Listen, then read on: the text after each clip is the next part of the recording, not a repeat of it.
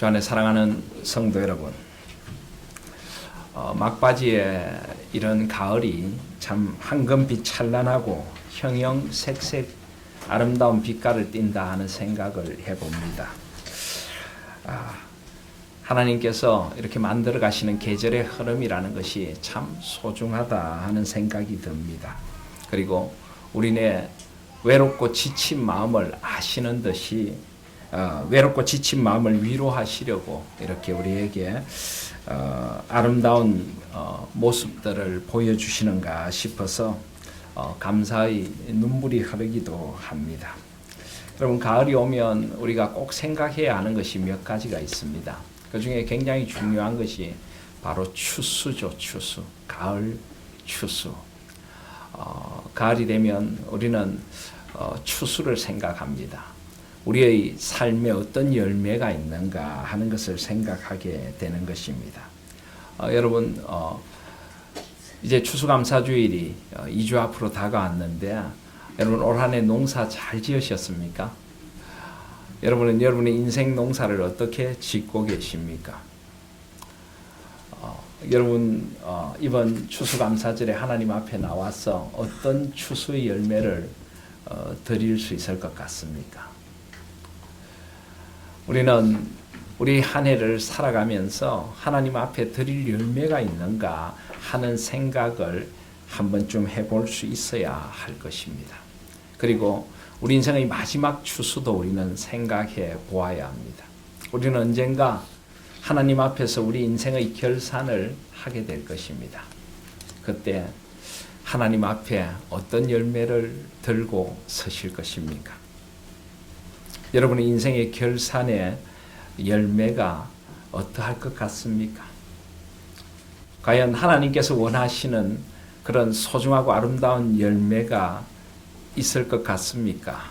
아니면 하나님 앞에 부끄러운 그런 빈손으로 또는 하나님이 원하시지 않는 열매만 맺은 내 삶의 자리를 안타까움으로 돌아보며 서시게 될 것 같습니까? 저는 우리 하나님 공동체가 정말 하나님 앞에 아름다운 열매 맺는 그런 공동체가 되기를 간절히 소원합니다. 우리 모두가 인생의 추수 앞에서 하나님 앞에 드릴 아름다운 열매가 가득했으면 좋겠습니다. 올 한 해 우리에게 그런 열매가 조금 부족했다고 할지라도 아직도 우리에게 주어진 삶의 시간들이 있습니다. 하나님은 언제나 지금부터 시작하신 하나님이십니다. 지금부터 우리 인생에 아름다운 열매를 맺을 수 있도록 하나님 우리를 인도하시는 하나님이신 줄 믿습니다.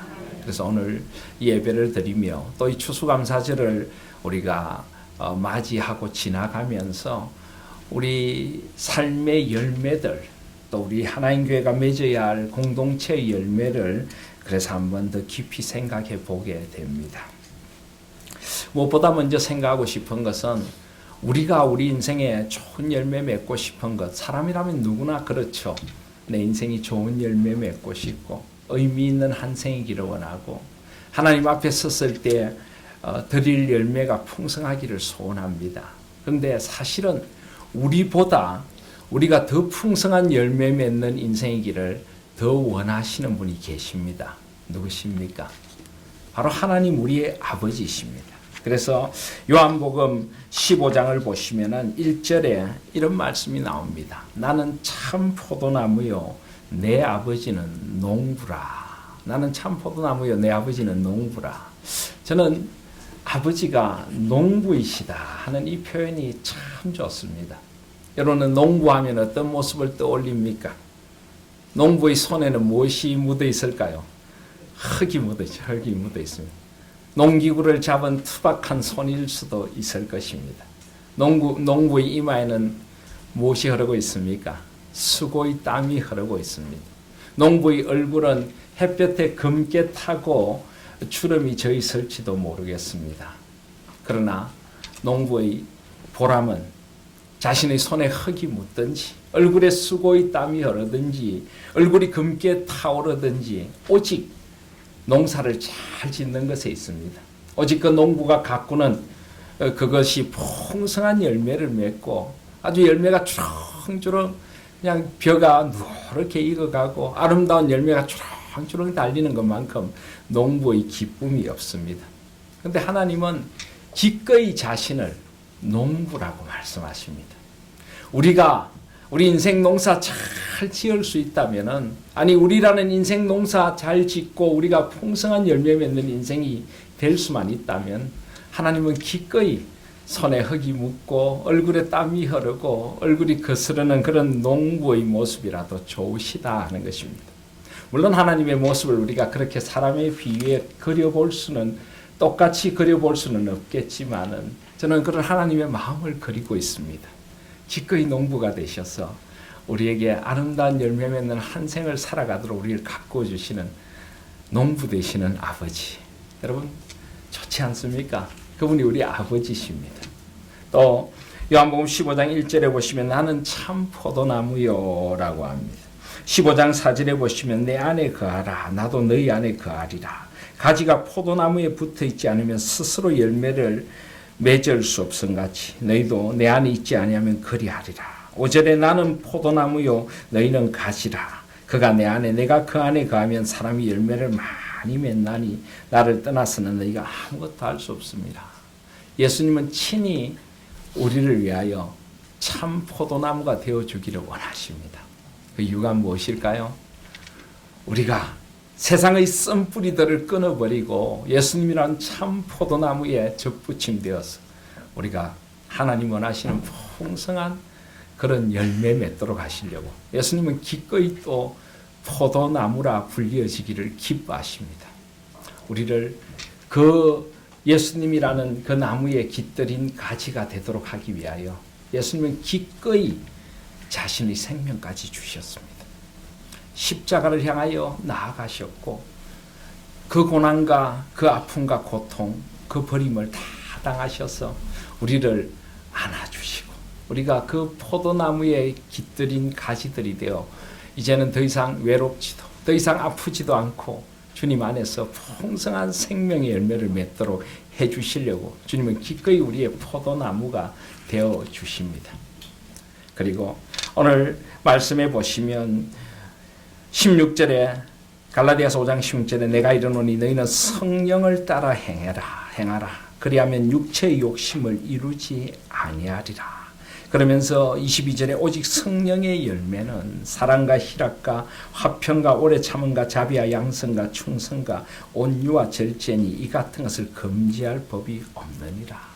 성령 하나님은 우리가 정말 아름다운 열매 맺도록 우리 가운데 오시고 우리를 거룩한 사람으로 변화시키시고 예수 그리스도를 믿고 예수 그리스도를 주라 시인하게 하시고 우리를 하나님의 자녀가 되게 하시고 우리 삶의 자리에 성령 하나님께서 찾아오셔서 위로해 주시고 진리의 길로 인도하여 주시고 세상이 알지 못하는 평강을 주시고 은혜를 베풀어 주시고 우리가 성령을 따라 살아서 이런 아름다운 열매를 맺도록 우리 한 생에 함께해 주시는 분이 바로 성령 하나님이신 것입니다.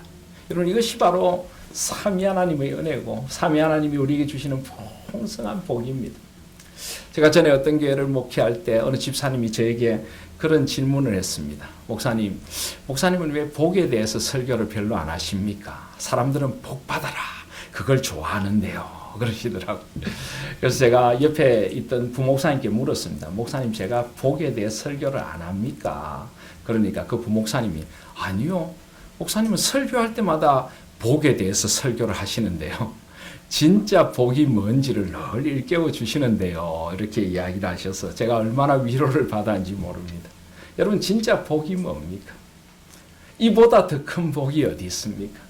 하나님 아버지가 내 인생을 너무나 사랑하셔서 죄악과 어둠 가운데 버려져 있던 내 인생을 끌어안아 주시고 예수 그리스도를 참 포도나무로 보내주셔서 내가 생명의 그 나무에 이제는 접붙임 받아 생명의 삶을 살게 해주시고 내가 풍성한 열매 맺도록 하시려고 친히 농부가 되셔서 나를 다듬고 가꾸어주고 땀이 흘러도 흙이 묻어도 나를 그렇게 사랑하시고 성령 하나님이 나와 함께 하시며 이렇게 아름다운 열매 맺도록 한 생을 인도해 주신다. 그래서 우리가 인생의 끝자락에 풍성한 열매 맺는 인생 되게 하려고 좋은 열매 하나님 앞에 드리고 한 생을 정말 의미 있고 소중하게 살아가도록 하시려고 나를 인도해 주신다. 여러분, 이보다 더한 복이 어디 있습니까? 복 받으라 하면 좋아하신다면서요. 이 복 좀 받으시기를 바랍니다. 이런 풍성한 복 우리 하나님 교회가 많이 받기를 소원합니다. 세상에 잠깐 있다가 사라질 그런 복 말고요. 썩어질 그런 복 말고 삼위 하나님 안에 있는 이 영원한 복, 하늘에 속한 신령한 복, 삼위 하나님 안에 살아가는 이 풍성하고 충만한 삶, 이것이 가장 복된 삶인 줄 믿습니다. 저는 우리 하나님 교회에 그런 복이 넘치기를 소원합니다. 이런 풍성한 열매 맺는 복을 사모하는 우리 성도님들 다 되시기를 주님의 이름으로 축원드립니다. 그래서 저는 우리 하나님 교회가 이제 정말 새로운 교회 운동을 시작하며 정말 하나님이 원하시는 풍성한 열매가 우리 가운데 넘치면 좋겠다. 정말 열매 있는 성도님들, 열매 풍성한 교회가 되기를 소원하면서 이렇게 하나님이 주시는 열매를 생각해 보려고 합니다. 여러분, 인생을 이 열매의 관점에서 보면 세상이 새롭게 보일 수 있습니다. 우리의 삶을 너무 일희일비, 내 눈앞에 닥치는 일들로 판단하지 마시기를 바랍니다. 우리 인생에는 누구나 고난도 있고 아픔도 있습니다. 어려움과 힘듦도 있고 또 위로와 소망과 기쁨도 있는 것이 인생입니다. 여러분, 농부가 농사를 짓다 보면 한 해 농사 짓는데 얼마나 어려움이 많겠습니까? 그죠? 힘든가 어려움을 지나면서 봄, 여름, 가을을 지나가게 되는 것입니다. 뜨거운 땡볕 아래서 많은 고생을 하기도 하고 때로는 불어오는 바람과 비 앞에서 어떻게 해야 되나 하는 그런 어려움도 겪기도 하고 그러면서도 농부는 멈추지 않습니다. 왜요? 가을에 풍성한 수확을 바라니까. 그 수확을 바라보면서 지금의 잠깐의 고난과 지금의 잠깐의 기쁨에 너무 얽매이지 않고 길게 인생을 길게 바라보며 걸어가는 것이 농부의 삶입니다. 그래서 야고보서 5장 7절에 보면 그러므로 형제들아 주께서 강림하시기까지 길이 참으라. 보라 농부가 땅에서 나는 귀한 열매를 바라고 길이 참아 이른 비와 늦은 비를 기다리나니 너희도 길이 참고 마음을 굳건하게 하라. 주의 강림이 가까우니라. 아멘. 그렇습니다. 농부의 심정으로 인생을 살아가시는 저와 여러분들이 되시기를 바랍니다. 우리 아버지도 농부시니까요. 인생의 추수의 열매를 생각하시며 내가 지금 당하는 조금의 어려움과 고난도 결국 하나님이 귀한 열매 맺게 하시려고 나를 연단시키시는 것일 거야. 하나님께서 내 인생에 풍성한 열매 주시려고 이런 힘듦의 시간도 허락하신 것일 거야. 그리고 결국은 끝까지 가봐야 합니다. 누가 좋은 열매를 맺을지, 누가 나쁜 열매를 맺을지 우리 인생 끝까지 가봐야 아는 것입니다. 저는 지난 한 주간 교회를 생각하며 힘들고 어려운 시간을 보냈습니다. 정말 이 교권 정치가 이렇게 냉혹하고 무서운 것인가?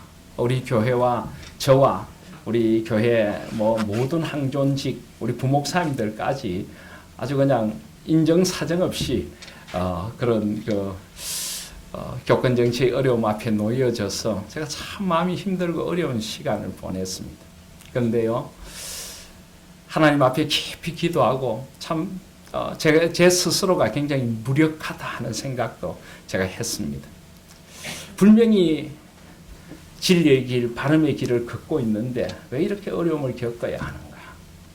그리고 우리 참 부교육자님들까지 어려움을 당하는데 제가 어떻게 도와줄 수 있는 힘이 없다는 것이 참 무력하고 정말 하나님께서 우리를 그냥 이렇게 두실 것인가 이런 생각을 하며 참 많은 기도를 했습니다. 그런데 하나님께서 놀라운 위로를 주셨습니다. 주 초반부에는 참 힘든 시간들을 지냈는데 마치 시편의 고백처럼 밤에는 울음이 기수갈지라도 아침에는 기쁨이 찾아오리로다. 하나님께서 주 후반부로 가면서 놀라운 일들을 저와 우리 교회에 베풀어 주셨습니다. 그래서 저희 어떤 목사직이라든지 우리 교회의 앞으로 갈 길이라든지 이런 것들에 정말 생각하지도 못했던 그런 은혜를 베풀어 주시고 우리가 모든 하나님의 은혜뿐만이 아니라 법적으로도 이 모든 것을 초월해서 더 좋은 길로 나갈 수 있는 길을 하나님께서 열어주셨습니다. 지금은 죄송하게도 다 말씀을 못 드립니다. 혹시 방해할까 봐. 그렇지만 여러분 믿으시길 바랍니다. 절대 제가 빈말하는 것 아닙니다. 하나님께서 정말 놀라운 길로 우리 하나님께를 인도하시고 우리가 정말 하나님의 진리 안에 바르게 서 있으면 하나님이 이렇게 정말 책임져 주시는구나. 살아계신 하나님. 요즘 저는 정말 우리가 평소에 늘 자주 쓰는 말이지만 그 용어 하나하나가 정말 가슴 깊이 뼛속까지 와닿는 그런 은혜를 누립니다. 우리가 이 가양동 예배 처소에 나오면서 저는 여호와 이레라는 말이 정말 그렇게 가슴 절실한 줄 몰랐습니다. 진짜 기적과 같이 이곳을 예비하시고 우리가 예배드릴 처소가 없을 때 정말 저 지하 강당을 준비하시고 이곳을 정말 하나님께서 기적과 같이 예비해 주시는 그런 은혜, 그리고 우리 성도들을 이렇게 예비하셔서 하나 되어서 정말 기쁨과 은혜와 성령의 충만함이 하루도 끊어지지 않도록 이렇게 인도해 주시는 은혜를 보면서 야, 이게 바로 여호와 이레구나. 이게 바로 여호와 이레구나. 정말 하나님이 예비하신다는 것이 바로 이런 것이구나 하는 것을 가슴 절절히 느낄 수 있었습니다. 요즘은 하나님이 임마누엘로 함께 하신, 에베네셀로 도와주신다. 정말 세밀하게 저는 걱정하고 있는데 아무것도 염려하지 말라. 하나님께서 때가 되니까 이렇게 에베네셀로 도와주시고 임마누엘로 우리와 함께 하시는 것을 정말 가슴 절절함으로 느끼게 됩니다.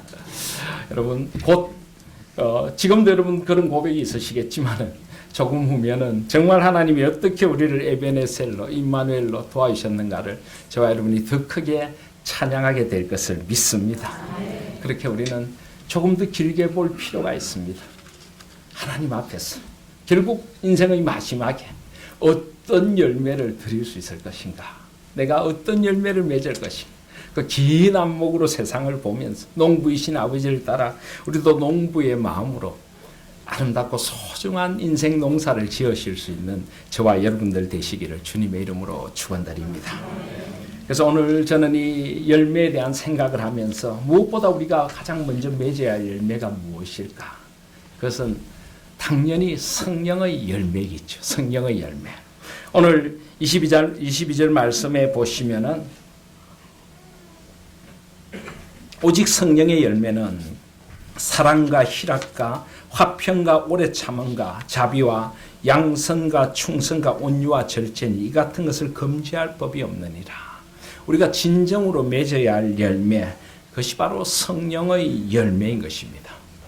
그런데 여러분, 이 성령의 열매는 사실 엄밀한 의미에서는 우리가 인위적으로 맺고 싶다고 맺어질 수 있는 것이 아닙니다. 아니, 좀 더 정확히 말하면은 우리가 성령을 따라 살고 성령을 따라 행하면은 우리 삶에 자연스럽게 맺혀지는 열매가 바로 이 성령의 열매인 것입니다. 여러분이 성령 충만하십니까? 성령을 따라 사십니까? 그러면 우리 삶에 반드시 이런 열매가 있는 것입니다. 그런데 왜 이 말씀을 오늘 우리에게 하나하나 가르쳐 주고 계실까요? 우선 이런 비유로 생각해 볼 수가 있습니다. 예를 들어 사과 농사를 짓는 사람이 사과 농사를 지을 때 그의 마음속에는 하나 어떤 완전한 사과가 자리 잡고 있을 것입니다. 저는 사과에 대해 잘 모릅니다. 사과 종류도 몇 가지밖에 모릅니다. 국강, 홍옥, 스타킹, 부사 몇 가지 알지 못합니다만은 어쨌든 이 사과를 잘 아는 분들은 이 그림 속에 그리는 사과가 있습니다.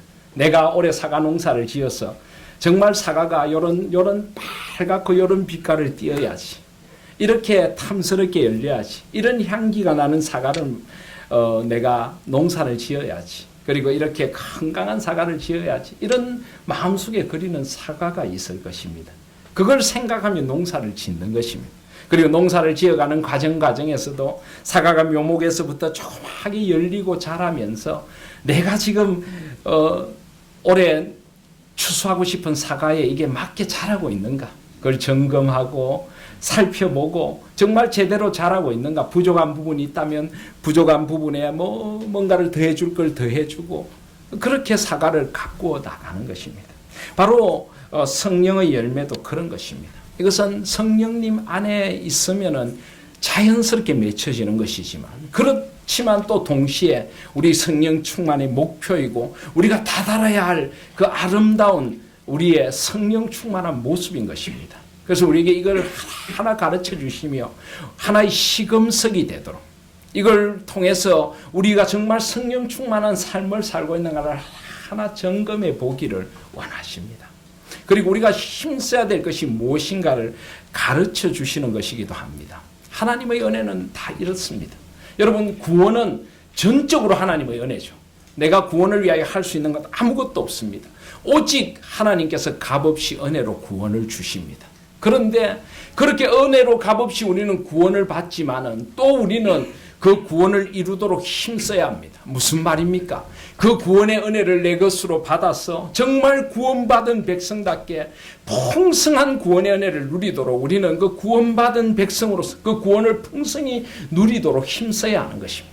성령님의 은혜도 마찬가지입니다. 성령님의 은혜는 주권적으로 임하고 강권적으로 우리를 인도하시지만은 우리는 그 은혜를 사모해야 하고 성령 충만하도록 우리가 하나님 앞에서 늘 살아가야 하고 우리의 삶이 성령 충만한가를 돌아보고 점검해보고 정말 성령의 열매를 맺고 있는가를 살펴봐야 하는 것입니다. 그래서 이렇게 성령의 열매를 하나하나 가르쳐주고 계십니다. 그리고 여기 성령의 열매라고 하는 것은 원래 원어로 보면은 열매라고 하는 것이 하나 단수입니다. 단수.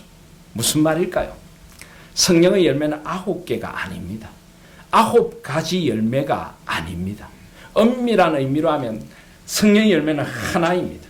하나인데 이 9가지 맛이 그 안에 골고루 스며 있는 아주 균형 잡히게 이 9가지 맛이 풍성히 다 드러나야 그게 진짜 잘 익은 성령의 열매라는 것입니다. 우리가 정말 성령을 따라 살면은 우리 삶의 이 9가지가 골고루 드러나야 합니다.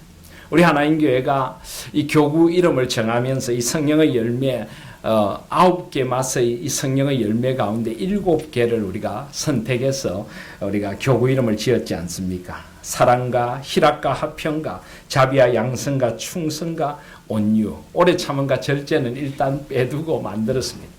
그래서 저는 그런 말씀을 드렸습니다. 우리 사랑교구는 하나님 뜻인 줄 알고 더욱 사랑에 힘쓰십시오. 희락교구는 더욱 희락에 힘쓰고, 화평교구는 더욱 화평에 힘쓰고, 자비교구는 더욱 자비에, 양성교구는 더욱 양선에, 충성교구는 더욱 충성에, 온유교구는 더욱 온유에 힘쓰시길 바랍니다. 비록 그렇게 말씀을 드렸지만은, 그러나 사실은 이 모든 것이 다 어우러져야 그렇게 우리 7교구가 그런 것들에 힘쓰다 보면 우리 하나님교회 공동체 7개 그리고 우리가 아직 이제 앞으로 우리 교회가 부흥 발전하여 오래 참은 교구, 절제 교구도 생겨날 건데 이 맛이 우리 공동체 안에 다 골고루 드러나야 합니다. 그게 건강한 교회고 그게 좋은 교회고 그게 하나님께서 원하시는 하나님 교회인 줄 믿습니다. 그래서 우리 하나님 교회가 사랑과 희락과 화평의 공동체, 오래 참음과 자비와 양선의 공동체, 충성과 온유와 절제의 공동체로 세워져 갈 때 그것이 바로 진정한 교회 성장이고 그 진정한 교회의 부흥이고 발전인 줄 믿습니다. 오늘 그런 소망을 가지고 이 말씀을 우리는 더 깊이 우리 말씀으로 듣습니다. 오늘 말씀해 보시면 먼저 하나님께서는 육체의 소욕을 따르는 육신의 열매에 대하여도 말씀해 주고 계십니다. 이유가 무엇일까요? 이것도 마찬가지입니다. 과연 내 삶의 열매에 이런 육신의 열매를 맺고 있는 것은 아닌가? 내가 정말 성령의 열매를 맺고 있는가? 잘 점검하고 비교해 보라고 먼저 그 말씀을 주시는 것입니다. 엄밀한 의미로 인간은 누구나 열매를 맺습니다. 우리가 성령의 열매를 맺든지 육신의 열매를 맺든지 우리는 인생에 뭔가를 남기고 뭔가를 맺고 있습니다. 내가 맺는 열매가 정말 성령의 열매 맞습니까? 우리 하나님 교회 공동체가 맺고 있는 열매가 정말 성령의 열매가 맞습니까? 아니면 혹시나 내 삶에 육신의 열매가 계속 맺히고 있는 건 아닙니까? 나도 모르게 내 삶의 육신의 열매가 자꾸만 커져가고 있지는 않습니까? 그리고 우리 공동체가 이런 육체의 열매를 따르는 교회라는 이름은 가지고 있으면서 실제로 맺고 있는 것은 성령의 열매가 아니라 육에 속한 열매를 맺고 있지는 않느냐. 이것을 하나님께서 보라고 오늘 우리에게 먼저 이 육신의 열매에 대하여 주십니다. 우리가 이 육신 자체가 잘못된 것은 절대 아닙니다.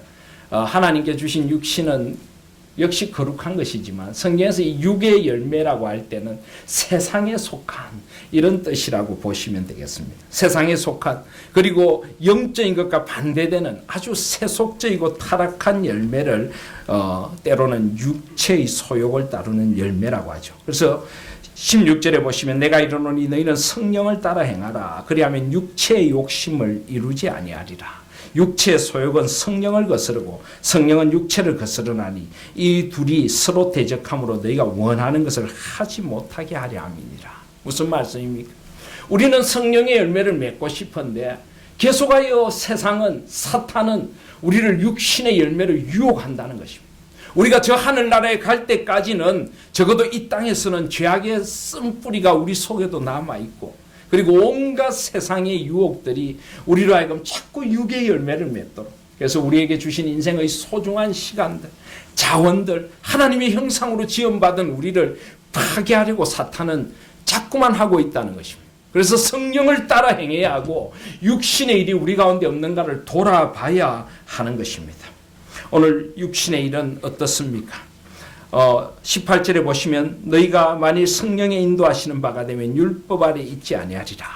육체의 일은 무엇입니까? 19절에 보면 육체의 일은 불명하니 곧 음행과 더러운 것과 호색과 우상 숭배와 주술과 원수 맺는 것과 분쟁과 시기와 분냉과 당 짓는 것과 분열함과 이단과 투기와 술 취함과 방탕함과 또 그와 같은 것들이라. 여기 이것들을 보면은 크게 한 세 가지로 나누어질 수가 있습니다. 첫 번째로 세상의 아주 감각적인 쾌락을 따라 사는 삶입니다. 아주 육체의 어떤 만족을 따라 사는 삶이 육체의 일이라고 하는 것입니다. 대표적인 것이 음행이죠. 아주 음란하고 어떤 육체의 매력에만 끌리는 그런 삶을 말합니다. 더러운 것. 그 음란에 빠져서 자신을 더럽히고 세상과 짝하는 모습입니다.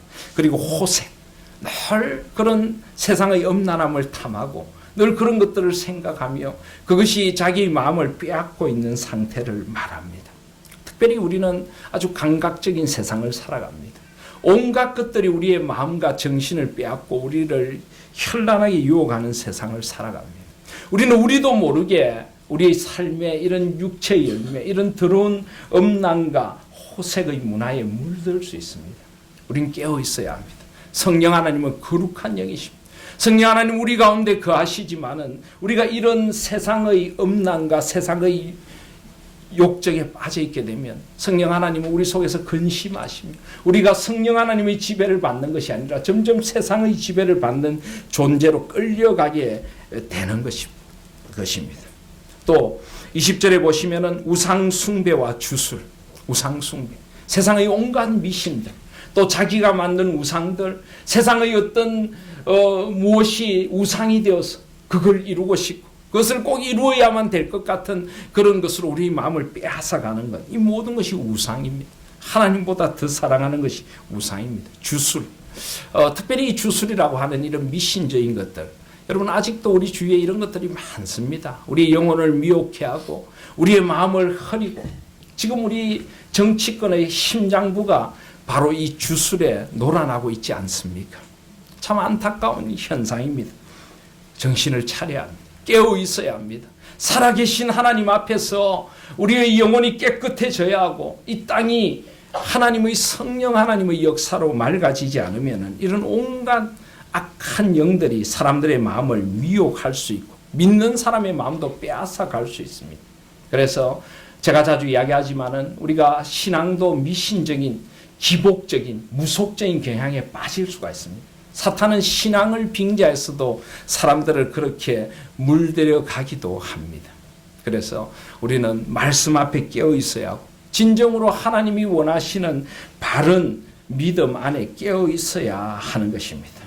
또 그런 육신의 일의 결과, 우리가 육신적인 생각을 하고 온갖 세상의 생각들에 우리 마음을 빼앗기게 되면 나타나는 결과가 있습니다. 바로 분쟁과 시기와 분냄과 당진능력과 분열함입니다. 공동체를 깨뜨리는 것입니다. 다른 사람을 향하여 시기하고 질투하고 없는 말을 거짓을 만들어내고 사람을 모함하고 음해하고 공동체를 깨뜨리고 사람들 사이를 분열시키는 것, 이것도 사탄의 일입니다. 사탄은 거짓의 영이고 분열의 영입니다. 사람들에게 미움과 시기를 불러일으키는 영입니다. 믿는 사람들도 이런 것에 희생될 수가 있습니다. 쏘글 수가 있습니다. 우린 그런 아픔을 겪었지 않습니까? 그래서 우리는 깨어 있어야 합니다. 성령은 하나 되게 하시는 영입니다. 성령은 진리의 영입니다. 성령은 언제나 바름과 참됨의 영이십니다. 우리가 이런 거짓과 미혹에 속아서는 안 됩니다.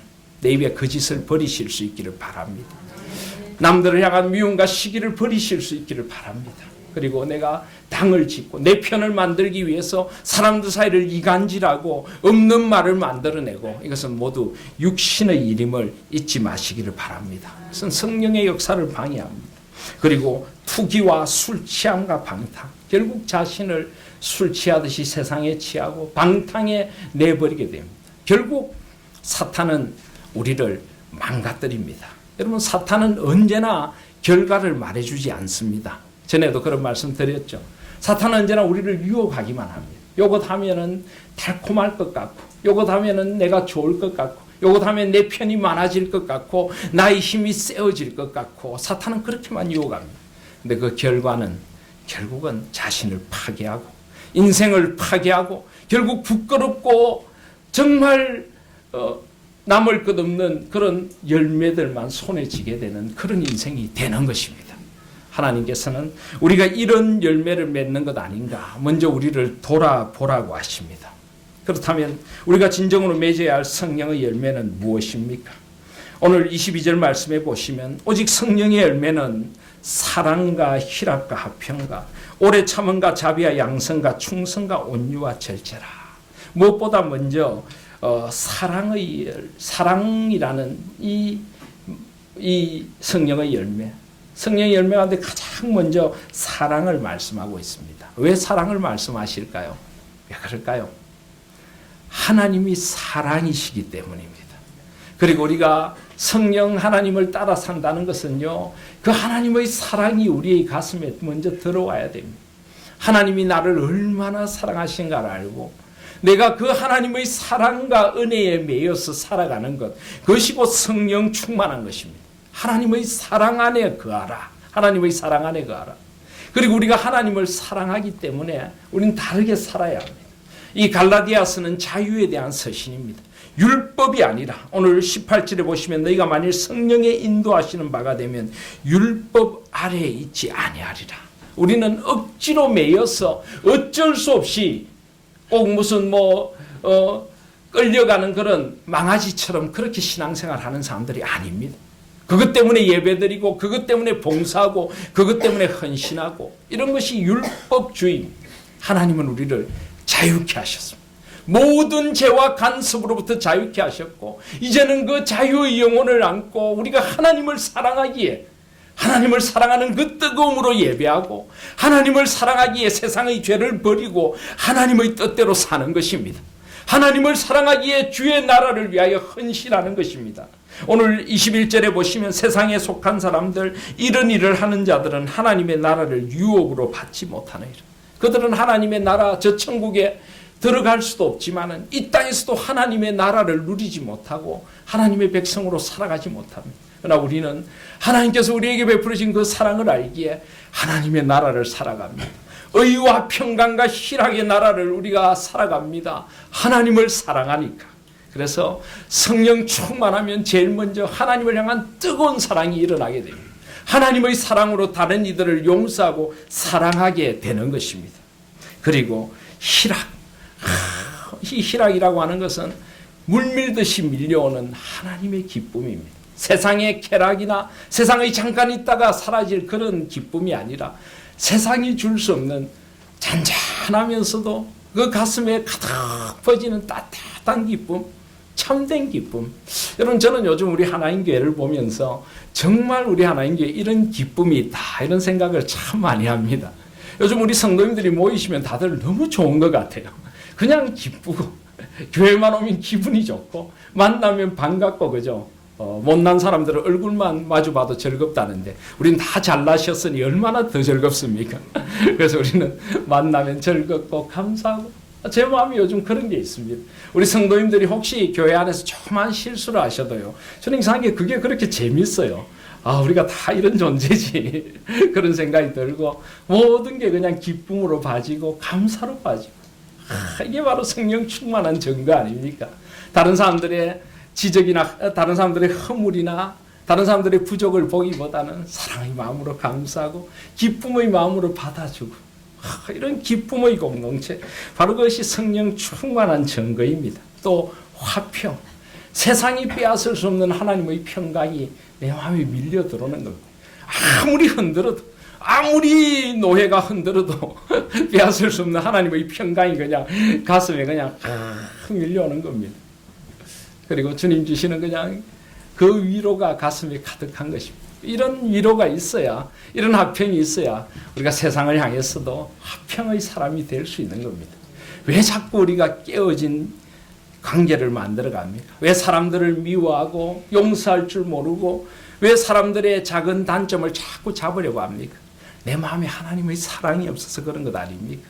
하나님이 주시는 넘치는 기쁨이 없어서 그런 것 아닙니까? 하나님 주시는 강 같은 평화가 없어서 그런 것 아닙니까? 성령을 따라 행하실 수 있기를 바랍니다. 성령 하나님을 바라보시고 하나님의 나라를 바라보시고 하나님께서 지으신 아름다운 농사를 바라보시면서 주님의 사랑과 희락과 화평을 따라 살아가는 저와 여러분들이 되십시다. 그리고 그 마음에 또한 성령 충만하면 오래 참음, 자비와 양선이 생깁니다. 이것들은 좀 더 이웃을 향한 마음이라고 할 수가 있습니다. 오래 참음. 그렇습니다. 얼마나 우리는 바쁜 세상을 살아갑니까? 급한 세상을 살아갑니까? 요즘 우리 현대인들이 가장 잃어버리고 있는 것이 오래 참음이 아닌가 싶습니다. 특별히 우리나라 사람들은 바쁘죠, 그죠? 바빠, 빨리. 그래서 우리는 참지를 못합니다. 작은 일에도 짜증내고 화내고 다른 일에 대해 관용할 줄 모릅니다. 그런데 여러분, 하나님은 오래 참으시는 하나님이십니다. 하나님은 오래 참으십니다. 하나님이 오래 참으시기에 저와 여러분이 여기 있다는 것 아십니까? 그렇습니다. 하나님이 오래 참으십니다. 우리도 성령 충만하면 조금 더 참아야 됩니다. 조금 더 인내하고 끝까지 하나님의 손길을 바라보면서 참을 수 있어야 하는 것입니다. 그리고 자비와 양선의 사람이 됩니다. 자비란 구체적인 친절함입니다. 이 자기중심적인 세상 속에서 나 중심의 틀을 깨고 다른 이의 어려움과 필요를 도와주고 손을 내밀어주고 다른 이들을 따뜻하게 감싸줄 수 있는 마음, 이것이 바로 자비인 것입니다. 그리고 양선은 착함, 선함으로 대하는 것입니다. 얼마나 사람들을 대하는 것이 강팍합니까? 근데 성령 충만한 사람은 그 속에 선함이 뚝뚝 묻어 나와야 돼요. 착한 사람들이 되어져야 하는 것입니다. 주님께서 늘 착하고 충성된 종아, 사람을 대함의 착함이 있고 사람들을 향한 친절이 있고 그것이 바로 자비와 양선인 것입니다. 그것이 성령 충만한 증거인 것입니다. 그리고 마지막으로 충성과 온유와 절제. 이 충성이라고 하는 것은 신실함이라고, 신실함. 그래서 성령 충만한 사람은 언제 어디서나 신실합니다. 다른 사람에게 신뢰가 갑니다. 믿음직스럽습니다. 거짓이나 허황된 말을 하지 않습니다. 그는 언제나 신실함으로 하나님의 신실하심을 보여주는 사람인 것입니다. 그리고 온유합니다.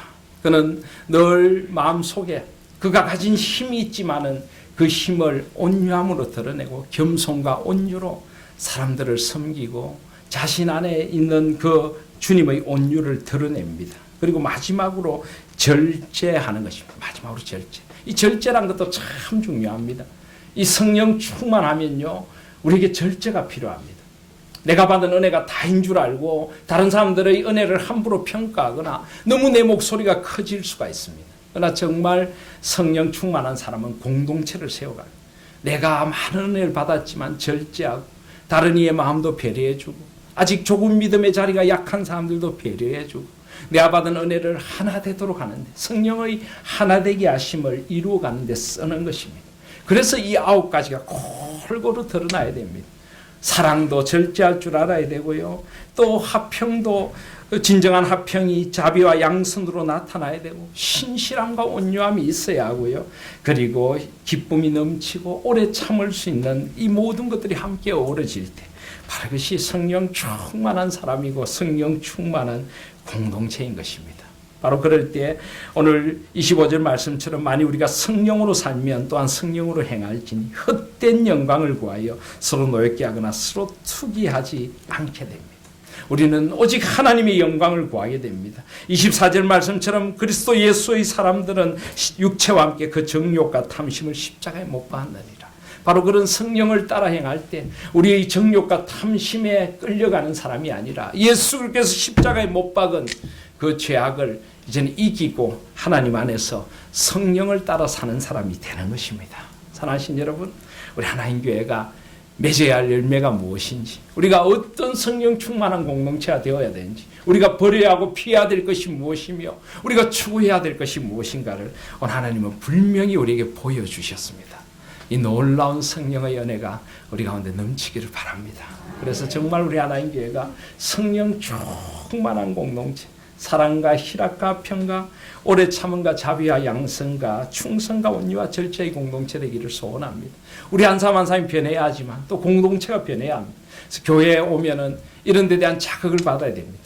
우리 성도들끼리 보면은 저분의 온유를 본받아야지.